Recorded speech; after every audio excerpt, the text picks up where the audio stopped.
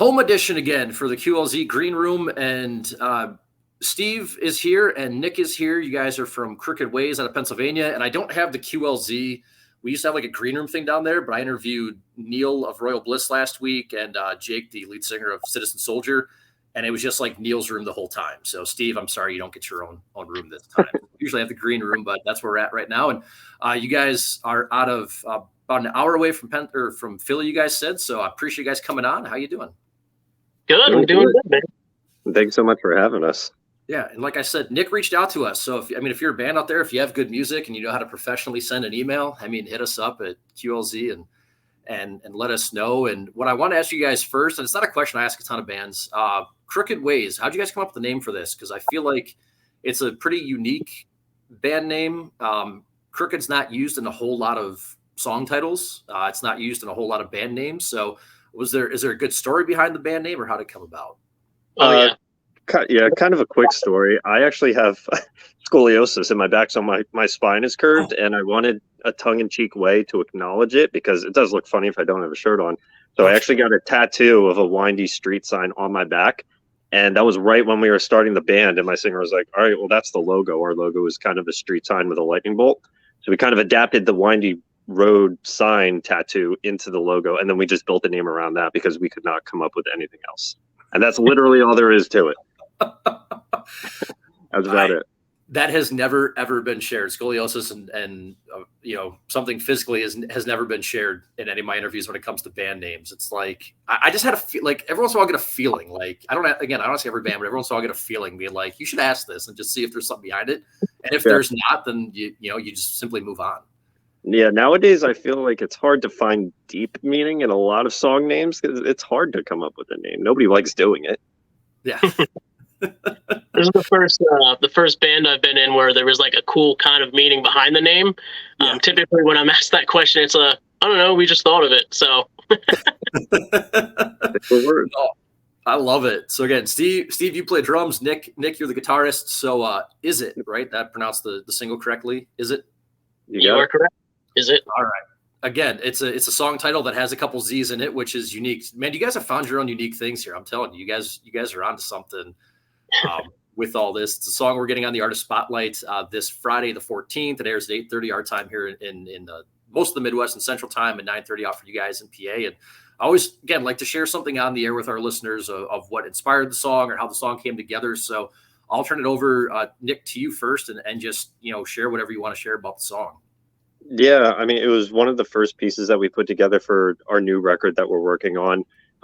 There wasn't a whole lot of thought behind the instrumental. It was just kind of it what came out. But the title itself it actually does have a meaning, unlike our band name. It was meant to kind of depict a derogatory word that wasn't a word, and the whole point of the song is people looking down on other people for no reasons that are justified in one way or the other. And it really is just about being who you are and being individual. And that's really what the song title itself is meant to be. Like, you look at the song and it's like, oh, that's weird. It's lowercase. It's spelled weird. What the hell does that mean? Kind of like judging a book by its cover kind of thing. Mm-hmm. But then you listen to the song and it's not anything probably what the song looks like it is just from the title. Like, you would think maybe it's small song in whatever way that means, but it's big, it's heavy. So just wanted to kind of put a little twist on the name and use the name to also, depict exactly what the song is talking about. No, I love that. That's super cool. You mentioned you guys have a new record on the way. So you guys have 2 records out right now. Once you hit up your guys' Spotify and check some of it out. I know Totality, and which I need to, I wrote down the date for the other one. So Time to Panic, which I want to get to that too in just a little bit, because the timing was incredible when that album came out. And I want to dive into that as well. But with this new record you guys are working on, what can you share with it? Do you guys have a release date for it, or kind of how do you guys want to present this new batch of music? Tell them about the record, Steve. So yeah, no release date. What can I say about the new record? So, individually, a lot of the members, we kind of we all love rock music, we all love metal music, but then we do each individually kind of bring maybe a different flavor kind of to the pot.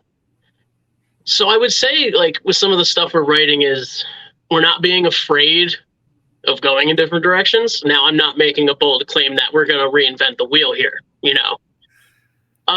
but we're not afraid really to kind of dig into those different influences and stuff like that, and bring some weird things to the table, and then we kind of can collectively as a group be like, okay, how do we take these individual sounds and how do we mold that into what I feel is becoming a sound of us now. You mentioned Time to Panic and our newest album, Totality, and I think with this new record, when it does come out, it'd be really cool when you listen to those three pieces not simultaneously. And if you want to, hey man, if you want to listen to all three of them at once, go for it. Spotify listens are great, guys. Listen to them all at the same time. No, if you listen to them in chronological order, like, you will hear a development. You'll hear, those little influences coming in and out and starting to mold into what I feel is becoming our sound now, which is a very exciting point in this band. That I'm very excited for everyone else to hear that. You guys shared something on Facebook with turntables, right? And that was something that was new for you guys as well? Yeah. We wanted to, not necessarily try something completely different. Me personally, I've been a fan of Slipknot my whole life. They're not shy of using, a DJ. And it's kind of been a little bit on the resurgence right now. A couple other bands. I know a band we all love, a band called Tala, heavily influenced by, stuff like that. Little weird electronic stuff. We're trying to pepper in some different stuff. Like I said, we're not trying to reinvent the wheel here, but doing those differences in kind of our way. And I think it's working for us. We mentioned you guys aren't reinventing the wheel, but you're adding layers to it. I mean, if you look at kind of what's going on with rock and metal, especially like active rock radio. I mean, Falling in Reverse is one of the biggest bands in the last 3 years for everything that Ronnie's doing and everything that he's putting together. You mentioned turntables. I mean, obviously, Linkin Park, Limp Bizkit, in the new metal era, and you're seeing bands like Discrepancies and Dropout Kings right now that are doing some of that new metal stuff as well. So while you guys aren't reinventing the wheel, it's good that you guys are branching out and you're trying to add some layers into stuff as well. Yeah. And that's a great way to describe it, is layers. Because I feel like that's a big way in how we write is, typically Nick has a pretty good fleshed out structure, or I can just come up to him and be like, hey, I heard this song. I have an idea for a part that could sound like this. The most vague description of something. And he will, he's really good at, dissecting what I say and kind of making a structure to that. And then from that point on, it's just layer after layer after layer. Sometimes you layer too much, you got to take some stuff back, but that's a good way to describe it for sure. Good. And you guys, so Time to Panic. This is why, I like diving into some, obviously listen to the single that we're going to be featuring and dive into some of the other music, especially bands who play in the Artist Spotlight. There's a lot of them, but I at least try to listen to a couple of songs, and seeing you guys had released an album in February 21st of 2020 called Time to Panic. Now, I was living, where was I? I was in Wisconsin at the time.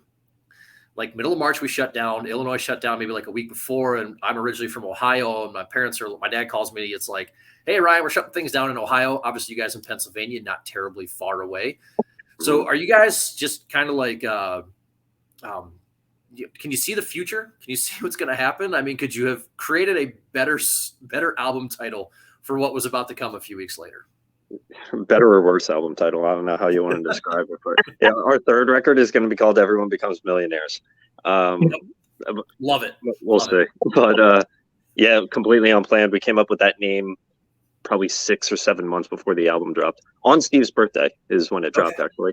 And then, yeah, a month later, everything kind of just went downhill a little bit, and it couldn't have been worse timing. We actually finalized the artwork for it, and we're about to announce the album name itself. And then we realized the day we were going to announce, like right before we hit the publish button, was 9/11 too. And there's on like the album work, the album artwork, there's like buildings falling down. We're like, whoa, we have to. So yeah, there were a bunch of weird little things like that came with it. So very ominous for sure. Yeah. That's wild. So again, I had to bring that up because I was like, man, you look back now a couple of years and it's like, okay, this is way more fitting now than anything you ever could imagine what was going to happen. I told you guys are going to be my guinea pigs on this question. It's used to do a blog feature. My last gig in Wisconsin, it was called Favorite Fives. Now you guys don't have to give me 5 albums unless you want to. It was asking a lot of bands out there, like John Connolly of Seven Dust did it for us, some up and coming bands such as yourselves. Your favorite complete albums from start to finish, records you do not skip one song on. Like I can listen to Hybrid Theory a million times. I will never, ever skip to the next song. I'll listen to it straight through. So and I'll leave it up to, I'll let you guys debate of who wants to go first or whoever it comes to first. But man, some favorite complete albums for you guys. If you can just think of one, awesome. If you can think of 3, 5, great. So I think I got 5. You got 5 Do you already. need more time, Steve? You're good. You're good. Right, go for it, Nick. My top album of all time is Avenged Sevenfold's self-titled album. Okay. For a bunch of different reasons. Also love Green Day's American Idiot. Joe Satriani's Is There Love in Space? Okay. Oddly enough, like these are all kind of like from the mid 2000s. Yeah. Foo Fighters, Color and the Shape. What was that 4? That was 4. Yeah, we got one more. One more. Probably Van Halen 2. Okay. All right.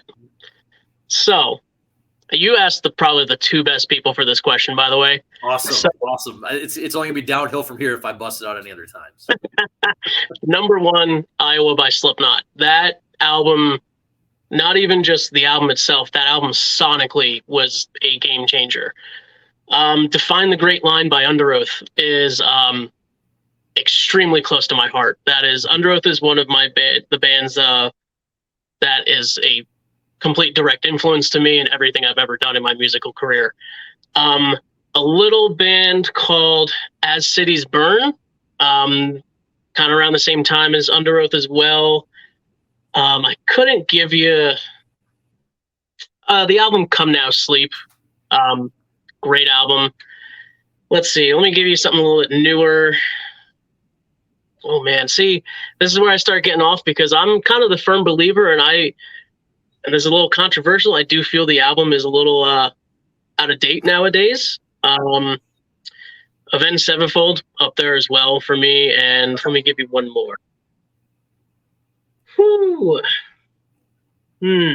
I'm glad I asked this, man. The wheels were turning. Like I asked this, and man, the wheels were turning on you guys already. I was like, and you know, Black Sabbath self-titled. okay. That was probably the first metal album I've ever heard. Was my dad gave me Black Sabbath album, so. And you're gonna add one controversial one too. Nickelback, All the Right Reasons. Hey, it's all right. I have nothing against Nickelback personally. No guilty pleasures whatsoever. No, Yeah, pride. Nickelback slaps, and anyone says otherwise, DM me.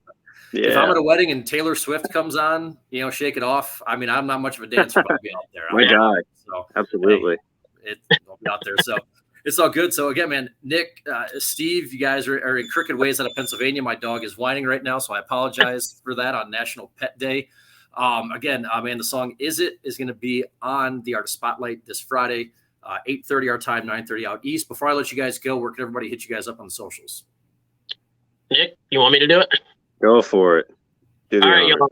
You can find us on all social media platforms: Facebook, Instagram, YouTube, TikTok, everything. Crooked Ways Band. Our name is Crooked Ways. We play in a band. Don't forget the band. So find us on all social media, guys. Like this great gentleman up here, Ryan, said, the single of Is It is out. Got more stuff coming. Be on the lookout. We also got 2 other albums, like he said, that are pretty darn good. I can attest. I've listened to half of Totality, and I was like, man, this is some good stuff on here. I like it. So again, man, this Friday, Is It? Artist Spotlight. Tune on in. Nick and Steve, I appreciate it, guys. Thank you so much again for having us.